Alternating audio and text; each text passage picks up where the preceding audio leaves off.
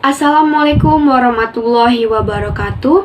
Kami dari kelompok 15 akan mempresentasikan mengenai analisis kami terhadap implementasi Conceptual Framework dan juga PSAK nomor 1, 2, 14, 16, dan juga 19 terhadap PT Indo Sterling Teknomedia Tbk dengan laporan keuangan tahun 2019 dan juga 2020.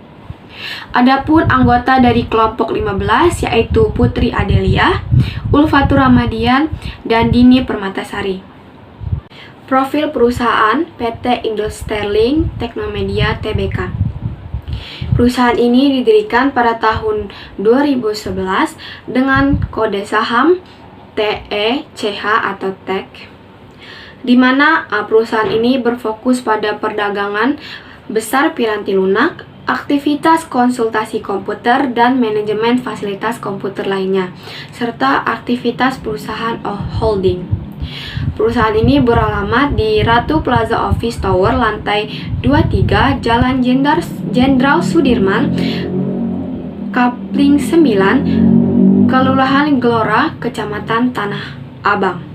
Perusahaan ini memiliki beberapa entitas anak perusahaan, antaranya PT Digi Media Andalan Nusantara, PT Indo Sterling Loka Media Makmur, PT Teknomedia Andalan Jaya, PT Teknomedia Intercom Cemerlang, PT Teknomedia Multi Sejahtera, PT Teknomedia Sarana Semesta. Baik, selanjutnya kita akan berpindah ke analisis overview kinerja keuangan komparatif, di mana dapat dilihat pada layar terdapat analisis tren laporan posisi keuangan dalam jutaan. Dapat dilihat bahwa pada tahun 2020, aset mengalami peningkatan yang sangat signifikan, yaitu tercatat pada angka 65.251,76 juta.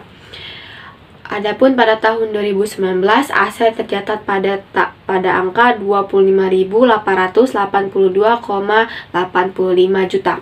Selanjutnya yaitu ada liabilitas, di mana tidak mengalami peningkatan yang terlalu signifikan, namun setiap tahunnya terus bertambah. Di mana pada tahun 2020, liabilitas tercatat pada angka 12.230,33 juta. Selanjutnya yaitu ada ekuiditas, di mana sama seperti aset memiliki kenaikan yang sangat signifikan pada tahun 2020, di mana pada tahun 2020 tercatat sebesar 53.021,43 juta.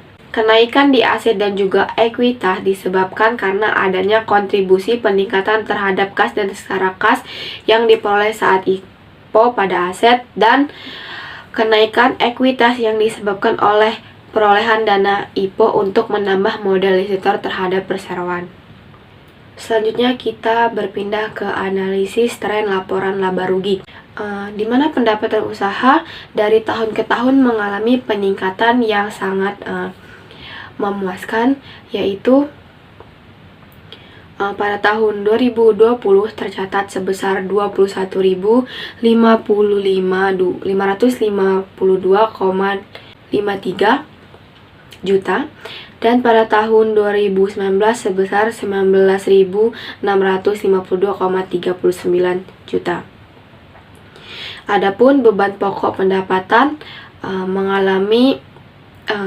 tidak mengalami peningkatan yang cukup signifikan, yaitu pada tahun 2019 sebesar 3.973,37 dan pada tahun 2018 sebesar 5.116,37. Adapun peningkatan pendapatan usaha disebabkan karena adanya pertumbuhan pendapatan usaha, terutama di bidang kontribusi oleh peningkatan penjualan terhadap jasa dan pemeliharaan. Sedangkan beban pokok penjualan mengalami kenaikan yang sangat cukup drastis pada tahun 2020. Hal ini disebabkan karena adanya pandemi COVID-19. Penyebab utama dari penurunan laba neto ini diakibatkan oleh peningkatan beban serta pendapatan usaha yang mempengaruhi peningkatan beban pajak penghasilan. Selanjutnya kita berpindah ke analisis laporan perubahan ekuiditas. Dapat dilihat model disetor dicatat sebesar 50.250 dan pada tahun 2020 sebesar 62.815.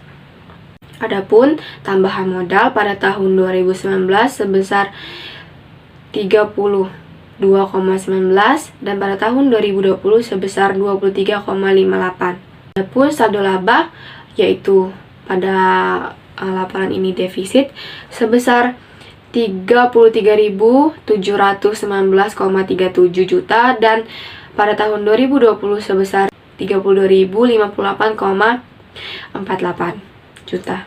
Selain itu, PT Indostelink Tekno Media Tbk mendistribusikan kepada pemilik entitas induk sebanyak 53.152,02 pada tahun 2020 dan 16.056,58 juta pada tahun 2019. Kita dapat melihat pada gambar yang ada di layar bahwa pada tahun 2020 cukup mengalami kenaikan yang lumayan daripada tahun sebelumnya, yaitu tahun 2019. Baik, selanjutnya kita akan berpindah ke analisis tren laporan arus kas. Dapat kita lihat pada diagram di layar bahwa aktivitas dari operasi dari tahun ke tahun mengalami peningkatan atau dalam hal ini minus. Dari yang pada tahun 2018 sebesar 11.911,85 menjadi minus 1.396,36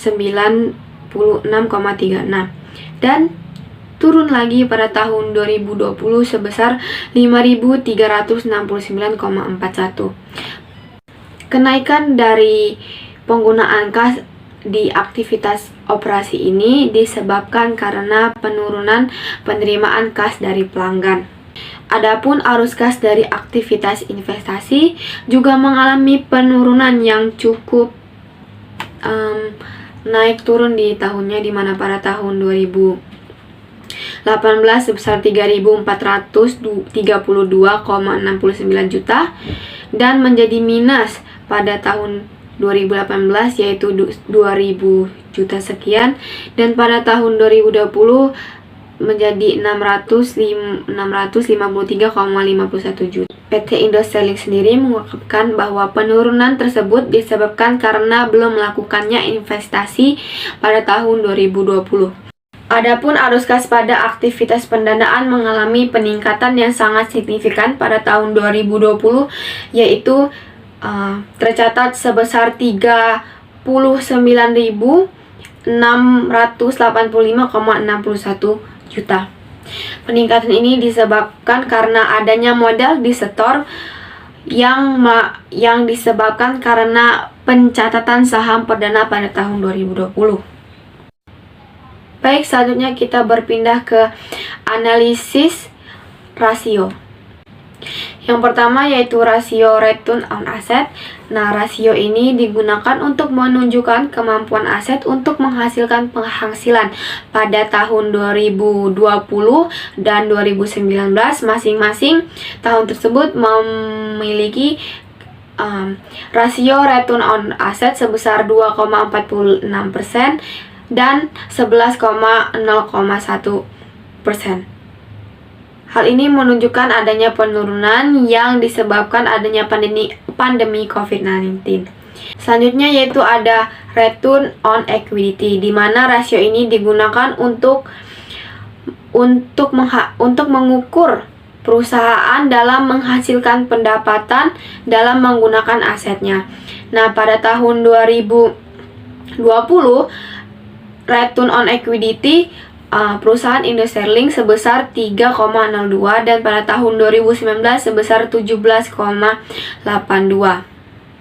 Nah, semakin tinggi nilai yang dimiliki maka semakin bagus pula perusahaan tersebut. Penurunan dalam return on equity ini pada PT Indostelink disebabkan karena adanya penurunan dalam laba bersih, yang mana analisis rasio ini sejalan dengan return on asset. Selanjutnya yaitu ada quick ratio. Pada tahun 2019, quick ratio PT ini memiliki nilai sebesar 287,15% dan pada tahun 2020 sebesar 920,83%. Hal ini menunjukkan kenaikan yang besar. Nah, quick ratio ini digunakan untuk menunjukkan kemampuan entitas dalam melunasi kewajiban-kewajiban lancarnya. Selanjutnya yaitu ada current ratio. Nah, di mana current ratio ini digunakan untuk menunjukkan kemampuan perusahaan untuk melunasi kewajiban lancarnya. Nah, pada tahun 2020 dan 2019, current ratio dari perusahaan ini adalah 921,43% dan 287,99%. Nah, hal ini dapat diartikan bahwa perusahaan semakin baik dan semakin liquid dalam memenuhi kewajiban lancarnya.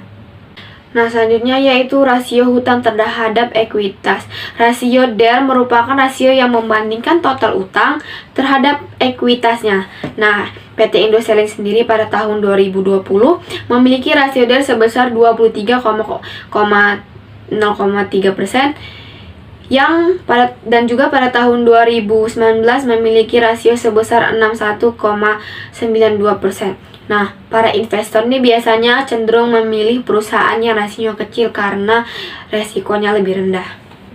Selanjutnya yaitu rasio terakhir, yaitu rasio hutang terhadap aset, di mana rasio ini menunjukkan perbandingan antara hutang dan aset. Perusahaan ini memiliki rasio sebesar 18,74% dan pada tahun 2020 sebesar 38,24%. Nah, hal ini menunjukkan hal yang positif bagi perusahaan. Selanjutnya, analisis mengenai conceptual framework akan dilanjutkan oleh rekan saya. Baik, terima kasih. Izin memperkenalkan diri, nama saya Dini Permatasari dengan ujung NPM 073. Di sini saya akan mempresentasikan mengenai kerangka konseptual. Kerangka konseptual atau disebut dengan conceptual framework bertujuan untuk membantu penyusunan laporan keuangan untuk mengembangkan kebijakan akuntansi. Kerangka konseptual memiliki 3 tingkatan, yaitu level pertama berisi tujuan pelaporan keuangan, level kedua berisi karakteristik kualitatif dan elemen-elemen yang terdapat dalam laporan keuangan, serta level ketiga berisi asumsi, dasar, dan hambatan dalam laporan keuangan. Level pertama yaitu tujuan pelaporan PT Indoshelling Teknomedia adalah untuk menyediakan informasi keuangan yang berguna untuk pengambilan keputusan oleh investor saat ini, calon investor, pemberian pinjaman, dan kreditur lainnya. Level kedua yang berisikan karakteristik kualitatif dan elemen-elemen dasar. Untuk karakteristik kualitatif pertama yaitu relevan. Laporan keuangan menerapkan karakteristik yang relevan yaitu nilai prediktif dan nilai konfirmasi dengan menyediakan data laporan tahun terdahulu yaitu pada tahun 2019 dan tahun 2020. Hal ini digunakan supaya dapat memprediksi pendapatan di tahun depan juga dapat dibandingkan dengan prediksi pendapatan yang dibuat di tahun sebelumnya. Lalu, yang kedua ada kelengkapan. Laporan ini disajikan secara lengkap karena menyajikan informasi-informasi seperti aset, yaitu aset lancar, aset tetap, aset tidak berwujud, liabilitas jangka pendek dan liabilitas jangka panjang, serta ekuitas, pendapatan komprehensif, serta beban penjualan, beban umum dan administrasi, dan beban keuangan. Semuanya diklasifikasikan secara rinci dan terstruktur. Yang ketiga, yaitu ada bebas dari kesalahan dan dapat diverifikasi. Laporan ini juga bebas dari kesalahan dan dapat diverifikasi atau diuji kebenarannya oleh auditor. Hal ini dibuktikan dengan adanya laporan auditor independen yang menyatakan bahwa telah mengaudit laporan keuangan konsolidasian PT Indoshelling Teknomedia dan entitas anaknya yang terlampir, yang terdiri dari laporan posisi keuangan konsolidasian pada tanggal 31 Desember 2020 serta laporan laba rugi dan penghasilan komprehensif lain, laporan perubahan ekuitas, dan laporan arus kas konsolidasian untuk tahun yang berakhir pada tanggal tersebut, dan suatu ikhtisar kebijakan akuntansi signifikan dan informasi penjelasan lainnya. Lalu yang keempat ada tepat waktu. Laporan ini juga menyajikan laporan yang tepat waktu dengan adanya laporan interim setiap triwulan sehingga informasi yang dimiliki tidak kehilangan kemampuannya untuk mempengaruhi keputusan. Selain itu, laporan ini tepat waktu dalam mengunggah laporan pada website Bursa Efek Indonesia setiap bulan Mei. Yang kelima, ada dapat dipahami. Selain itu, PT Indosteling Teknomedia memiliki catatan atas laporan keuangan yang mendeskripsikan angka-angka yang terdapat pada laporan keuangan, sehingga dapat dipahami oleh semua pihak yang berhubungan dengan laporan tersebut. Yang selanjutnya, ada dapat dibandingkan. Laporan keuangan PT Indosteling Teknomedia (TBK) menyediakan laporan tahun 2019 dengan 2020 pada laporan keuangan tahun 2020 dan 2021 pada tahun 2020 dan 2021 pada laporan keuangan tahun 2021. Hal ini dapat digunakan untuk membandingkan perbedaan dalam peristiwa ekonomi perusahaan. Biaya dibayar di muka diamortisasi berdasarkan masa manfaatnya dengan menggunakan metode garis lurus. Hal ini menunjukkan sebuah konsistensi pada perusahaan tersebut. Lalu, selain karakteristik kualitatif, ada elemen dasarnya yang terdiri dari aset lancar dan aset tidak lancar, liabilitas yang terdiri dari liabilitas jangka pendek dan jangka panjang. Lalu ada ekuitas, pendapatan yang terdiri dari pendapatan komprehensif, dan beban yang terdiri dari beban penjualan, beban umum dan administrasi, serta beban keuangan. Lalu ada level ketiga, yaitu asumsi pertama, yaitu ada asumsi entitas ekonomi. PT Indosteling Teknomedia juga menerapkan beberapa asumsi-asumsi seperti asumsi entitas ekonomi, laporan keuangan konsolidasian terdiri dari laporan keuangan konsolidasian perusahaan induk dan entitas-entitas yang dikendalikan secara langsung ataupun tidak langsung oleh perusahaan. Laporan keuangan konsolidasian entitas ini disusun dengan periode pelaporan yang sama dengan perusahaan. Asumsi kedua yaitu ada asumsi unit moneter. Berdasarkan catatan keuangan pada laporan keuangan konsolidasian, mata uang fungsional grup adalah mata uang dari lingkungan ekonomi utama di mana entitas dijalankan. Mata uang tersebut adalah mata uang yang mempengaruhi pendapatan dan beban dari jasa yang diberikan. Berdasarkan penilaian manajemen grup, mata uang satuan unit moneter fungsional grup adalah rupiah. Yang ketiga, ada asumsi periodisitas. Perusahaan ini juga membagi kegiatan ekonomi dalam beberapa periode waktu, yaitu triwulan. Hal ini sesuai dengan asumsi periodisitas. Lalu yang keempat, ada asumsi dasar akrual dan harga perolehan.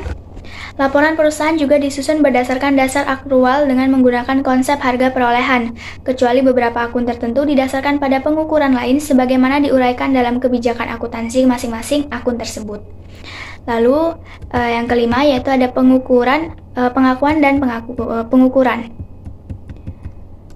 Pengakuan dan pengukuran pada perusahaan ini menggunakan konsep harga yang berbeda-beda. Aset keuangan pada awalnya diakui sebesar nilai wajarnya. Aset keuangan diakui pada biaya perolehan diamortisasi jika dikelola untuk tujuan mendapatkan arus kas kontraktual dan menghasilkan arus kas pada tanggal tertentu. Liabilitas keuangan diakui pada awalnya sebesar nilai wajar dan dalam hal liabilitas keuangan yang diukur pada biaya perolehan diamortisasi, termasuk biaya transaksi yang didistribusikan secara langsung. Dalam menentukan pengakuan pendapatan dan beban, grup melakukan pendapatan dari jasa diakui pada saat jasa telah selesai dikerjakan. Beban diakui pada saat terjadinya metode akrual, kecuali merupakan aset yang terkait dengan aktivitas kontrak masa depan. Itu saja yang bisa saya jelaskan mengenai conceptual framework. Untuk materi selanjutnya akan dijelaskan oleh rekan saya. Baik, terima kasih. Izin memperkenalkan diri. Nama saya Putri Adelia dengan NPM 2111031050. Di sini saya akan menjelaskan tentang implementasi PSAK 1 tentang penyajian laporan keuangan. PSAK 1 mengatur bagaimana seharusnya laporan keuangan disajikan, antara lain persyaratan penyajian laporan keuangan, struktur laporan keuangan, dan persyaratan minimal isi laporan keuangan. Menurut PSAK 1, laporan keuangan adalah suatu penyajian terstruktur dari posisi keuangan dan kinerja keuangan suatu entitas. Sedangkan menurut KISO, laporan keuangan merupakan laporan yang mencerminkan kumpulan, tabulasi, dan ringkasan akhir data akuntansi. Kemudian tujuan dari PSAK 1 ini bertujuan agar laporan keuangan dapat dibandingkan dengan baik dengan laporan keuangan periode sebelumnya, maupun dengan laporan keuangan entitas lain. Kemudian, ruang lingkup dari PSAK 1. Yang pertama, entitas menerapkan pernyataan ini dalam penyusunan dan penyajian laporan keuangan bertujuan umum sesuai dengan SAK. PSAK 1 tidak berlaku bagi penyusunan dan penyajian laporan keuangan entitas syariah. Kemudian SAK mengatur persyaratan pengakuan, pengukuran, dan pengungkapan transaksi spesifik dan peristiwa lain. PSAK 1 menggunakan terminologi yang cocok untuk entitas yang berorientasi pada laba, termasuk entitas bisnis sektor publik. Kemudian isi, laporan keuangan menyajikan informasi mengenai entitas yang terdiri dari aset, liabilitas, ekuitas, penghasilan, kemudian beban, termasuk keuntungan dan kerugian, kontribusi, dan dari distribusi pada pemilik dalam kapasitasnya sebagai pemilik, dan juga arus kas. Menurut PSAK 1, laporan keuangan yang lengkap itu terdiri dari 1. Laporan posisi keuangan pada akhir periode, laporan laba rugi dan penghasilan komprehensif lain selama periode, kemudian laporan perubahan ekuitas selama periode, laporan arus kas selama periode, catatan atas laporan keuangan, kemudian informasi komparatif mengenai periode terdekat sebelumnya, dan laporan posisi keuangan pada awal periode terdekat sebelumnya ketika entitas menerapkan suatu kebijakan akuntansi secara retrospektif atau membuat penyajian kembali pos-pos laporan keuangan, atau ketika entitas mereklasifikasi pos-pos dalam laporan keuangan yang sesuai dengan paragraf 40A dan juga sampai 40D. Kemudian kita masuk ke dalam analisis kepatuhan perusahaan dalam mengimplementasikan PSAK 1 ini. Yang pertama ada laporan posisi keuangan. Di sini laporan posisi keuangan PT Indo Sterling Technomedia Tbk pada bagian aset telah menerapkan PSAK nomor 1, yaitu perusahaan melaporkan aset lancar dan aset tidak lancar sebagai klasifikasi tersendiri dalam laporan posisi keuangan. Dalam PSAK 1, aset diklasifikasikan sebagai aset lancar jika diperkirakan akan direalisasikan, memiliki intensi untuk menjual atau menggunakannya dalam siklus operasi normal, tujuannya untuk diperdagangkan, akan direalisasi dalam jangka 12 bulan, serta aset merupakan kas dan setara kas. Dalam hal tersebut, aset lancar PT Indo Sterling Technomedia Tbk terdiri atas kas dan setara kas, piutang usaha, piutang lain-lain, persediaan, dan uang muka, kemudian biaya dibayar di muka. Aset tidak lancar PT Indo Sterling Technomedia Tbk terdiri atas aset pajak tangguhan, aset tetap, dan aset lain-lain. Hal ini sesuai dengan PSAK nomor 1 yang menyatakan aset tidak lancar mencakup aset tetap, aset tak berwujud, dan aset keuangan yang bersifat jangka panjang. Kemudian, laporan posisi keuangan PT Indo Sterling bagian liabilitas juga telah menerapkan PSAK 1. Perusahaan melaporkan liabilitas jangka pendek dan juga liabilitas jangka panjang sebagai klasifikasi tersendiri dalam laporan posisi keuangan. Dalam PSAK 1, aset diklasifikasikan sebagai liabilitas jangka pendek jika entitas memperkirakan akan menyelesaikan liabilitas tersebut dalam siklus operasi normal, memiliki liabilitas dengan tujuan diperdagangkan. Liabilitas tersebut jatuh tempo untuk diselesaikan dalam jangka waktu 12 bulan setelah periode pelaporan. PSAK 1 menyebutkan bahwa beberapa liabilitas jangka pendek seperti utang usaha dan beberapa akrual untuk biaya karyawan dan biaya operasi lain diklasifikasikan sebagai liabilitas jangka pendek. Dalam hal tersebut, liabilitas jangka pendek PT Indo Sterling Technomedia Tbk terdiri atas utang usaha, utang lain-lain, utang pajak, pendapatan diterima di muka, dan beban akrual. Sedangkan liabilitas jangka panjang PT Indo Sterling Technomedia Tbk terdiri dari liabilitas imbalan kerja. Dalam PSAK 1, setiap jenis modal saham harus terdapat jumlah saham modal dasar, jumlah saham yang diterbitkan dalam disetor penuh, dan yang diterbitkan tetapi tidak disetor penuh, nilai nominal saham, atau nilai dari saham yang tidak memiliki nilai nominal, rekonsiliasi jumlah saham yang beredar pada awal dan akhir periode, hak keistimewaan dan pembatasan yang melekat pada setiap kelas saham, saham yang memiliki yang dimiliki oleh entitas itu sendiri atau oleh entitas anak atau asosiasi, saham yang dicadangkan untuk penerbitan dengan hak opsi dan kontrak penjualan saham. Dalam hal ini laporan posisi keuangan PT Indo Sterling Tesno Media Tbk bagian ekuitas memuat informasi yang sesuai dengan PSAK nomor 1. Kemudian lanjut ke dalam laporan laba rugi dan penghasilan komprehensif lain. Menurut PSAK 1, laporan laba rugi dan penghasilan komprehensif lain mencakup komponen laba rugi, total penghasilan komprehensif lain, penghasilan komprehensif untuk periode berjalan, kemudian serta laba rugi selama periode dan penghasilan komprehensif lain selama periode yang diatribusikan kepada kepentingan non-pengendali dan pemilik entitas induk. PT Indo Sterling Tesno Media Tbk telah menyajikan bagian-bagian yang sesuai dengan penjelasan PSAK nomor 1 mengenai komponen yang harus disajikan dalam laporan laba rugi dan penghasilan komprehensif lain, yaitu pendapatan, keuntungan, pelepasan entitas anak, beban keuangan, beban pajak, serta pos-pos penghasilan komprehensif lain. Entitas juga menyajikan pos-pos yang terpisah, judul, dan subtotal dalam laporan keuangan. Dalam PSAK nomor 1, entitas tidak diperkenankan menyajikan pos-pos penghasilan atau terhadap beban sebagai pos luar biasa dalam laporan yang menjanjikan laba rugi dan penghasilan komprehensif lain atau dalam catatan laporan keuangan. PT Indo Sterling Tesno Media Tbk tidak melaporkan kejadian luar biasa dalam laporan tersebut. PSAK nomor 1 menjelaskan bahwa entitas yang mengklasifikasikan beban berdasarkan fungsi, PT Indo Sterling Tesno Media mengungkapkan informasi tambahan sifat beban dalam catatan atas laporan keuangan. Kemudian laporan arus kas. PT Indo Sterling Tesno Media Tbk menyajikan laporan arus kas konsolidasian yang terdiri atas arus kas dari aktivitas operasi, investasi, dan pendanaan, di mana arus kas dari aktivitas operasinya itu dilaporkan dengan menggunakan metode tidak langsung. Dari sini dalam layar terdapat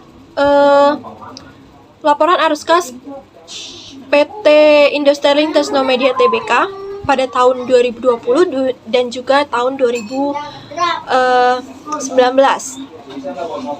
Nah, persyaratan penyajian dan pengungkapan informasi arus kas lebih lanjut akan dijelaskan dalam PSAK 2. Yang selanjutnya ada laporan perubahan ekuitas. Dalam PSAK nomor 1, laporan perubahan ekuitas mencakup informasi yang terdiri atas total penghasilan komprehensif selama periode berjalan, yang menunjukkan secara terpisah total jumlah yang dapat diatribusikan kepada pemilik entitas induk dan kepada kepentingan non-pengendali. Untuk tiap komponen ekuitas, pengaruh penerapan retrospektif atau penyajian kembali secara retrospektif yang diakui sesuai dengan PSAK 25. Untuk setiap komponen ekuitas, rekonsiliasi antara jumlah tercatat pada awal dan akhir periode secara terpisah mengungkapkan masing-masing perubahan yang timbul dari laba rugi, masing-masing pos pendapatan komprehensif lain, dan transaksi dengan pemilik dalam kapasitasnya sebagai pemilik, yang menunjukkan secara terpisah kontribusi dari pemilik dan distribusi kepada pemilik, dan perubahan hak kepemilikan dan pada entitas anak yang tidak menyebabkan hilang pengendalian. Kemudian menyajikan analisis penghasilan komprehensif lain berdasarkan pos dan jumlah dividen yang diakui sebagai distribusi kepada pemilik selama periode dan jumlah dividen per saham terkait. PT Indo Sterling Tesno Media Tbk menyajikan penghasilan komprehensif tahun berjalan. Di sini perusahaan mengalami rugi komprehensif tahun berjalan sebesar Rp707.7.154 pada tahun 2019, dan pada tahun 2020 sebesar Rp606.206.665. Laporan perubahan ekuitas konsolidasian PT Indo Sterling Tesno Media Tbk juga memuat saldo pada awal dan akhir periode secara lengkap. Namun, perusahaan tidak mengungkapkan jumlah dividen pada laporan tersebut ataupun di catatan atas laporan keuangan. Kemudian, kita masuk ke dalam catatan atas laporan keuangan. Menurut PSAK 1, catatan atas laporan keuangan menyajikan informasi tentang penyusunan laporan keuangan dan kebijakan akuntansi spesifik yang digunakan, mengungkapkan informasi yang disyaratkan oleh SAK yang tidak disajikan di bagian manapun dalam laporan keuangan, dan menyediakan informasi yang tidak disajikan di bagian manapun di dalam laporan keuangan. Dalam hal ini, catatan atas laporan keuangan PT Indo Sterling Tesnomedia telah menerapkan PSAK 1 dengan menyajikan informasi relevan yang tidak disajikan dalam laporan keuangan PT Indo Sterling Tesnomedia Tbk. Kemudian, kesimpulannya, laporan keuangan PT Indo Sterling Tesnomedia Tbk secara umum telah sesuai dengan PSAK nomor 1. Perusahaan menyajikan laporan posisi keuangan konsolidasian, laporan laba rugi dan penghasilan komprehensif lain konsolidasian, dan laporan arus kas konsolidasian selama periode, serta catatan atas laporan keuangan secara lengkap dan sesuai dengan PSAK 1. Hanya saja pada bagian laporan perubahan ekuitas konsolidasian, perusahaan tidak mengungkapkan jumlah dividen pada laporan tersebut ataupun di catatan atas laporan keuangan. Kemudian, saya akan menjelaskan tentang analisis implementasi PSAK nomor 2 mengenai arus kas. PSAK nomor 2 merupakan pernyataan standar akuntansi keuangan yang mengatur tentang penyajian laporan arus kas. Tujuan dari PSAK 2 ini, informasi dalam arus kas berguna dalam menyediakan pengguna laporan keuangan dasar untuk menilai kemampuan entitas dalam menghasilkan kas dan setara kas, serta menilai kebutuhan entitas untuk menggunakan arus kas tersebut. PSAK 2 bertujuan untuk mensyaratkan ketentuan atas informasi mengenai perubahan historis dalam kas dan setara kas suatu entitas melalui laporan arus kas yang mengklasifikasikan arus kas berdasarkan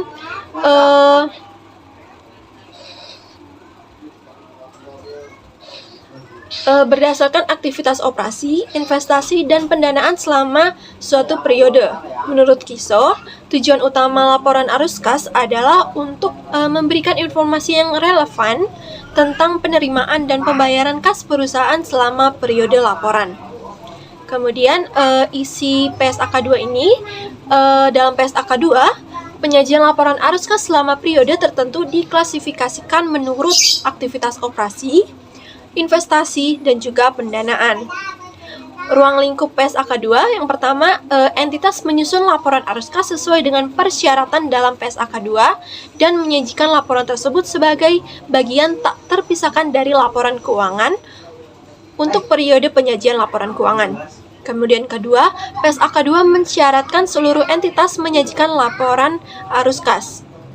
Kemudian kita masuk ke dalam analisis kepatuhan perusahaan dalam mengimplementasikan PSAK nomor 2 ini. PT Indo Sterling Tesnomedia Tbk sudah mengklasifikasikan laporan arus kas berdasarkan aktivitas operasi, investasi, dan juga pendanaan. PSAK 2 menganjurkan agar entitas melaporkan arus kas dari aktivitas operasi dengan metode langsung, namun PT Indo Sterling Tesnomedia Tbk melaporkannya dengan menggunakan metode tidak langsung.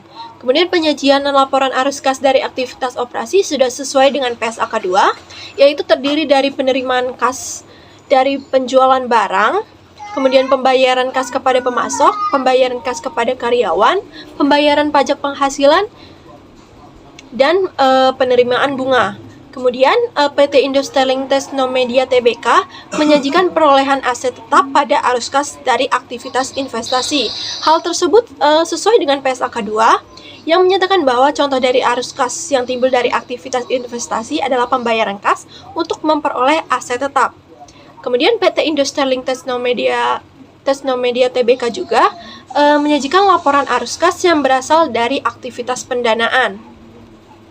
Kesimpulannya, PT Indo Sterling Tesnomedia TBK telah menerapkan PSAK 2 dengan menyajikan laporan arus kas konsolidasian yang lengkap yang diklasifikasikan menurut aktivitas operasi, investasi, dan juga pendanaan.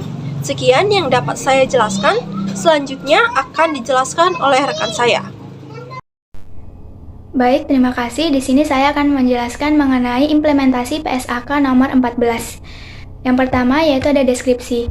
PSAK 14 mengatur perlakuan akuntansi untuk persediaan.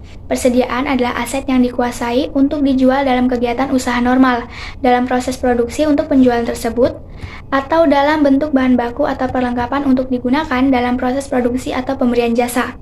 Persediaan menurut KIESO merupakan item aset yang dimiliki perusahaan untuk dijual dalam kegiatan bisnis normal, atau barang yang akan digunakan atau dikonsumsi dalam produksi barang yang akan dijual. Lalu tujuannya, PSAK 14 dirancang untuk mengatur akuntansi persediaan. PSAK 14 memberikan panduan dalam penentuan biaya dan pengakuan selanjutnya sebagai beban, termasuk setiap penurunan nilai menjadi nilai realisasi neto. PSAK 14 juga memberikan panduan mengenai rumus biaya yang digunakan untuk menentukan biaya persediaan. Lalu selanjutnya ada ruang lingkup persediaan. Yang pertama yaitu pernyataan ini berlaku untuk semua persediaan kecuali instrumen keuangan dan aset biologis saat panen yang terkait dengan aktivitas pertanian dan produk pertanian. Yang kedua yaitu ada pernyataan ini tidak berlaku untuk pengukuran persediaan yang dimiliki oleh produsen, hasil pertanian dan kehutanan, hasil pertanian pasca panen, mineral dan produk mineral, sepanjang persediaan tersebut diukur pada nilai realisasi bersih sesuai dengan praktik industri. Untuk ruang lingkup yang ketiga yaitu persediaan yang diacu dalam paragraf di atas diukur pada nilai realisasi neto pada tahap tertentu dari proses produksi. Hal ini terjadi sebagai contoh ketika tanaman agrikultur telah dipanen atau mineral telah diekstraksi dan penjualan dijamin berdasarkan forward contract atau jaminan pemerintah, atau ketika terdapat pasar aktif dan risiko kegagalan untuk menjual dapat diabaikan. Yang keempat, ada pialang pedagang adalah mereka yang membeli atau menjual komoditi untuk pihak lain atau dirinya sendiri. Persediaan yang diacu terutama diperoleh dengan tujuan untuk dijual dalam waktu dekat dan memperoleh laba dari fluktuasi harga atau margin pialang pedagang. Selanjutnya ada isi. Yang pertama itu pengukuran. Persediaan diukur pada mana yang lebih rendah antara biaya perolehan dan nilai realisasi neto. Biaya persediaan terdiri dari seluruh biaya, pembelian, biaya konversi, dan biaya lain yang timbul sampai persediaan berada dalam kondisi dan lokasi saat ini. Biaya persediaan dihitung dengan menggunakan rumus biaya masuk pertama keluar pertama atau MPKP atau rata-rata tertimbang. Rumus MPKP mengasumsikan item persediaan yang pertama dibeli atau diproduksi akan dijual terlebih dahulu, sehingga item yang tertinggal dalam persediaan pada akhir periode adalah yang dibeli atau diproduksi paling akhir. Dalam rumus biaya rata-rata tertimbang, biaya setiap item ditentukan berdasarkan biaya rata-rata tertimbang dari item yang serupa pada awal periode dan biaya item yang serupa yang dibeli atau diproduksi selama suatu periode. Persediaan biasanya diturunkan ke nilai realisasi neto secara terpisah untuk setiap item persediaan. Yang kedua yaitu ada pengakuan. Dalam pengakuan ini, jika persediaan dijual, maka jumlah tercatat persediaan tersebut diakui sebagai beban pada periode diakuinya pendapatan atas penjualan tersebut. Setiap penurunan nilai persediaan menjadi nilai realisasi neto dan seluruh kerugian persediaan diakui sebagai beban pada periode terjadinya penurunan atau kerugian tersebut. Setiap pembalikan penurunan nilai persediaan karena peningkatan nilai realisasi neto diakui sebagai pengurangan terhadap jumlah persediaan yang diakui sebagai beban pada periode terjadinya pembalikan tersebut. Lalu yang terakhir ada pengungkapan. Laporan keuangan mengungkapkan kebijakan akuntansi yang digunakan dalam pengukuran persediaan, termasuk rumus biaya yang digunakan, total jumlah tercatat persediaan, dan jumlah tercatat menurut klasifikasi yang sesuai bagi entitas. Lalu juga ada jumlah tercatat persediaan yang dicatat pada nilai wajar dikurangi biaya untuk menjual, jumlah persediaan yang diakui sebagai beban dalam periode berjalan, jumlah setiap penurunan nilai persediaan yang diakui sebagai beban dalam periode berjalan, dan lainnya. Selanjutnya yaitu ada analisis kepatuhan perusahaan dalam mengimplementasikan PSAK nomor 14 ini. Dalam laporan posisi keuangan PT Indostyling Teknomedia Tbk, persediaan pada tahun 2019 berjumlah sebesar Rp60.476.741 dan pada tahun 2020 sebesar Rp40.173.321. Hal ini menunjukkan adanya penurunan persediaan sebanyak 21 juta atau 34,65%. Pada PSAK nomor 14, biaya persediaan dihitung dengan menggunakan rumus biaya masuk pertama keluar pertama atau MPKP atau rata-rata tertimbang. PT Indostyling Teknomedia Tbk telah menerapkan PSAK nomor 14 dengan menghitung biaya perusahaan dengan metode rata-rata tertimbang.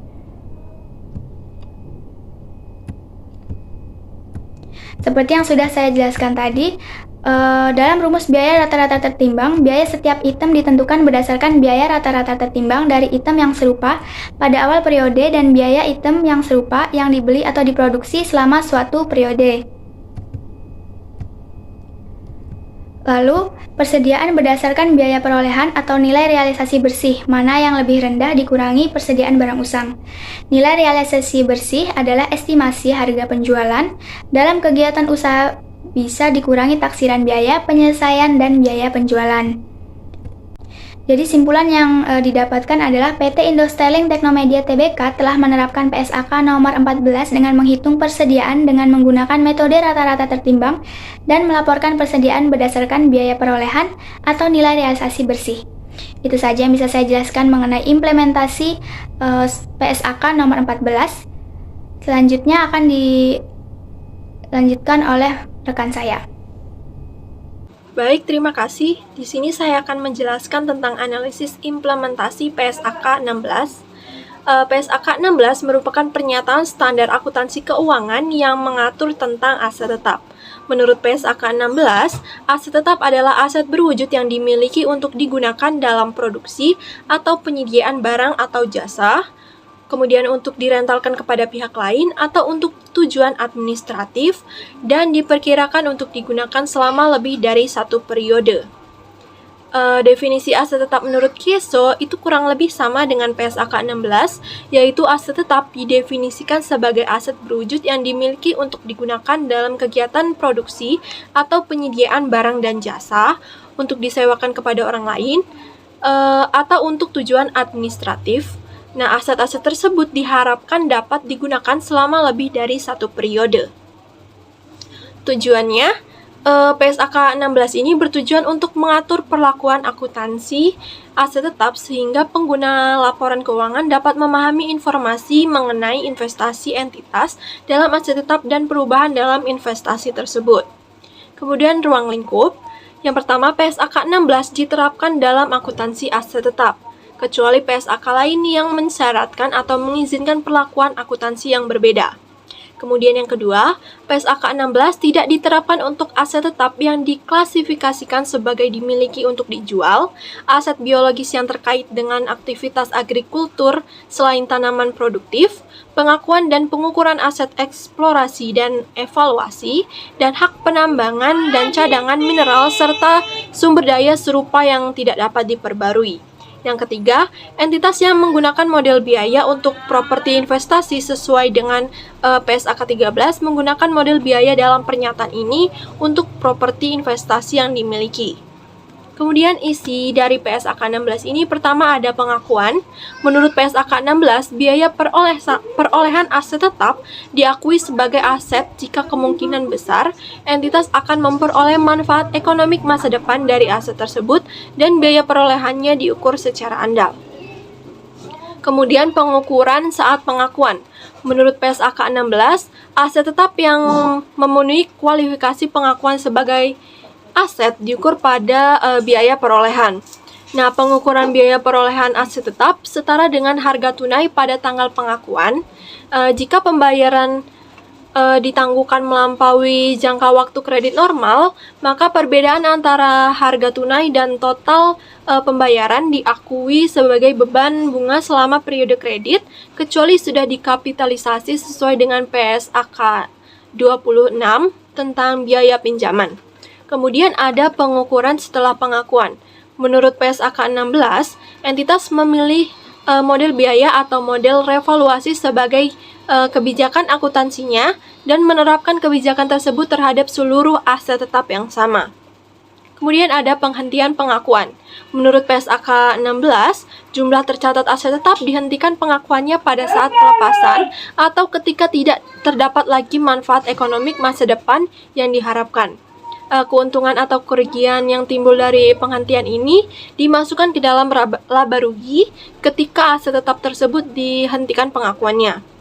Kemudian ada pengungkapan. Menurut PSAK 16, laporan keuangan mengungkapkan untuk setiap kelas aset tetap, dasar pengukuran yang digunakan untuk menentukan jumlah tercatat bruto, metode depresiasi yang digunakan, umur manfaat atau tarif depresiasi yang digunakan, jumlah tercatat bruto dan akumulasi depresiasi pada awal dan akhir periode, rekonsiliasi jumlah tercatat pada awal dan akhir periode. Selain itu juga laporan keuangan juga mengungkapkan keberadaan dan jumlah pembatasan atas hak milik dan aset tetap yang dijaminkan untuk liabilitas, jumlah pengeluaran yang diakui dalam jumlah tercatat aset tetap yang sedang dalam konstruksi, jumlah komitmen kontraktual untuk memperoleh aset tetap, dan jumlah kompensasi dari pihak ketiga untuk aset tetap yang mengalami penurunan nilai, hilang atau dihentikan yang termasuk dalam laba rugi. Jika tidak diungkapkan secara terpisah dalam laporan laba rugi dan penghasilan komprehensif lain. Kemudian kita masuk ke dalam analisis kepatuhan perusahaan dalam mengimplementasikan PSAK nomor 16 ini. Pada laporan posisi keuangan konsolidasian PT Industrialing Technomedia Tbk, aset tetap pada tahun 2019 dilaporkan sebesar 3.180.160.835 rupiah, sedangkan pada tahun 2020 itu menjadi 2.874.415.984 rupiah. Aset tetap PT Industrialing Technomedia Tbk terdiri atas prasarana bangunan, furnitur, kendaraan, peralatan dan software, serta peralatan kantor.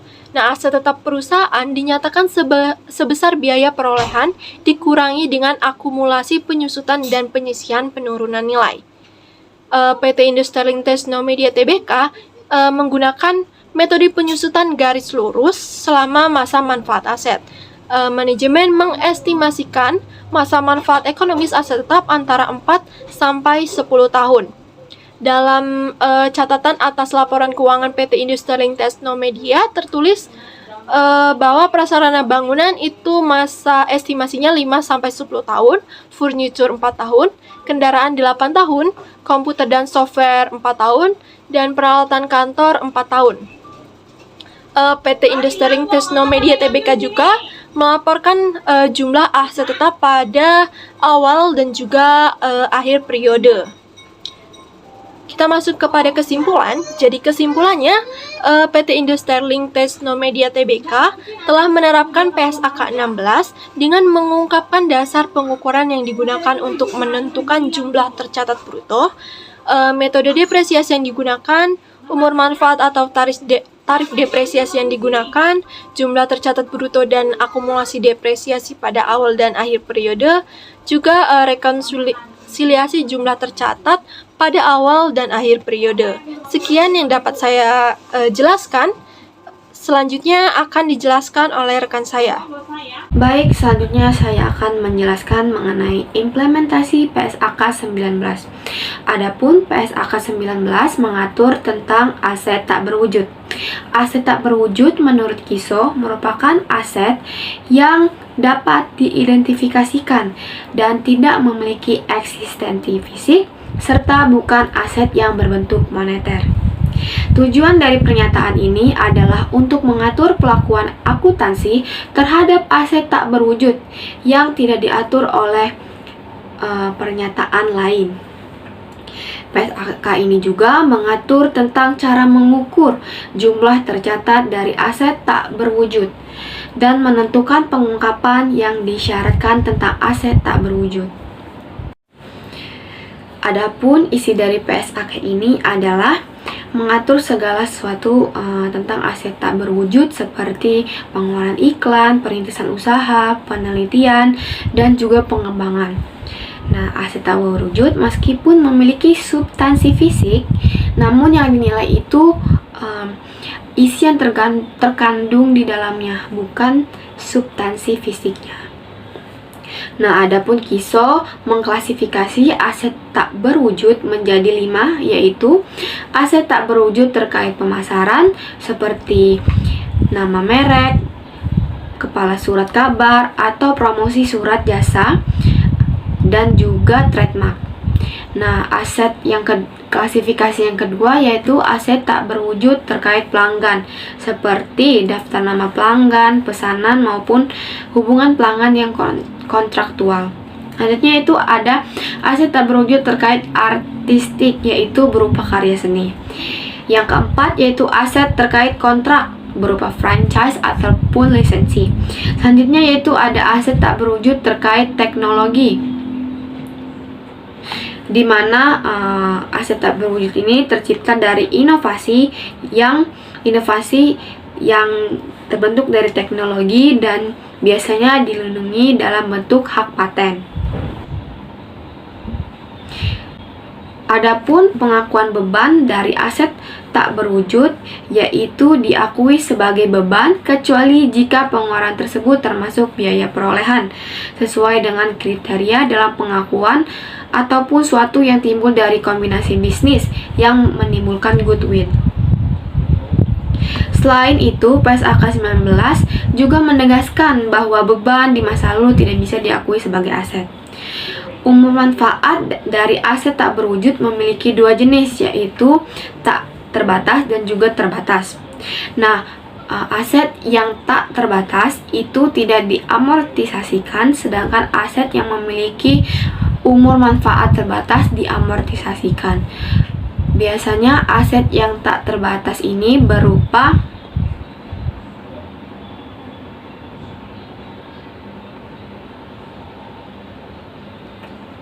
umur manfaat yang tak terbatas, bukan berarti aset tak tersebut tak terhingga, melainkan mencerminkan tingkat pengeluaran perawatan masa depan. Selanjutnya yaitu mengenai analisis kepatuhan perusahaan dalam mengimplementasikan PSAK nomor 19. Sejauh ini, pertanggal 31 Desember 2020, berdasarkan laporan keuangan yang diterbitkan dari PT Indo Sterling, bahwa perusahaan ini belum memiliki atau belum menghasilkan aset tak berwujud, baik dari aktivitas usaha ataupun goodwill, lisensi, dan aset tak berwujud lainnya. Walaupun perusahaan ini mengakuisisi perusahaan lain, namun goodwill dari perusahaan ini belum timbul karena perusahaan yang diakuisisi masih terbilang kecil dan juga belum memiliki impact yang bagus. Nah, mengenai ruang lingkup yang diatur dalam PSAK ini yang menyatakan bahwa apabila sudah ada pernyataan lain yang mengatur tentang hal tersebut, maka lebih diutamakan untuk mematuhi pernyataan tersebut. Nah, dalam hal ini perusahaan Indo Sterling memiliki aset pajak tangguhan yang mana sudah diatur dalam PSAK lain, yaitu PSAK pajak, dan mereka tidak mengklasifikasikan aset pajak tangguhan ini ke dalam aset tak berwujud, yang mana hal ini sesuai dengan pernyataan PSAK 19. Namun, meskipun belum memiliki aset tak berwujud, perusahaan Indo Sterling tetap mencantumkan dalam CKLK mereka mengenai bagaimana perusahaan ini memperlakukan aset tak berwujud. Dalam hal ini, goodwill diakui dari akuisisi bisnis, bukan dari kombinasi bisnis, yang mana hal ini sesuai dengan pernyataan PSAK. Entitas juga mengakui merek dan lisensi yang diperoleh secara terpisah sesuai dengan biaya perolehan. Lisensi dan merek yang timbul dari kombinasi bisnis diakui oleh entitas sesuai dengan nilai wajar dan diamortisasikan. Nah, amortisasinya menggunakan garis lurus dengan umur manfaat 15 sampai dengan 20 tahun. Selain itu, dalam catatan atas laporan keuangannya atau CALK, perusahaan Indo Sterling juga memberikan keterangan mengenai perlakuan terhadap piranti pelangkat lunak, di mana piranti ini diakui sesuai dengan biaya perolehan, meliputi biaya yang dikeluarkan untuk memperoleh lisensi dan persiapan agar dapat digunakan, dikapitalisasikan, dan memiliki umur manfaat 3 sampai dengan 5 tahun. Kesimpulan, penerapan PSAK pada PT Indo Sterling sudahlah sesuai. Hal ini ditunjukkan dengan mengutamakan pernyataan lain daripada pernyataan yang ada dalam PSAK 19 dalam pengakuan aset yang timbul. Meskipun belum memiliki aset tak berwujud, pernyataan yang disertakan dalam CKLK tidak bertentangan dengan pernyataan dalam PSAK 19 tentang bagaimana seharusnya entitas melakukan pengukuran, pelaporan, dan juga pengungkapan aset tak berwujud. Baik, kita telah sampai ke akhir dari presentasi ini, yaitu simpulan, di mana PT Indo Sterling Teknomedia Tbk telah menyajikan laporan keuangannya sesuai dengan PSAK. Laporan keuangan tahunan pada tahun 2019 dan 2020 telah menerapkan PSAK yang terdiri dari unsur dalam project base ini, yaitu PSAK 1, PSAK 2, PSAK 14, PSAK 16, dan terakhir PSAK 19. Meskipun ada item yang belum dimiliki oleh perusahaan ini, entitas tetap menunjukkan kepatuhan terhadap PSAK dengan memberikan pernyataan, pengungkapan, dan pengukuran item tersebut yang sesuai dengan standar. Meskipun terjadi pandemi COVID-19 pada tahun 2019 dan juga 2020, PT Indo Sterling Teknomedia Tbk secara keseluruhan menunjukkan peningkatan yang signifikan dari tahun ke tahun, terutama pada tahun 2020 yang mengalami kenaikan sangat drastis yang disebabkan karena penawaran saham perdana. Baik, mungkin itu saja yang dapat kami sampaikan mengenai analisis kami mengenai implementasi PSAK dan juga konseptual framework. Kami mohon maaf apabila ada salah-salah kata, dan kepada Allah kami mohon ampun. Saya akhiri, wabillahi taufiq wal hidayah. Wassalamualaikum warahmatullahi wabarakatuh.